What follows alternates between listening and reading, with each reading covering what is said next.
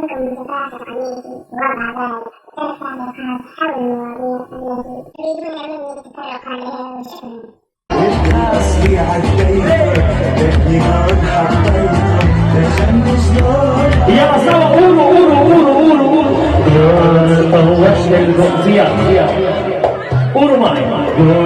طوشنا الجول حتى يروح يلعب الجول يلا بير يلا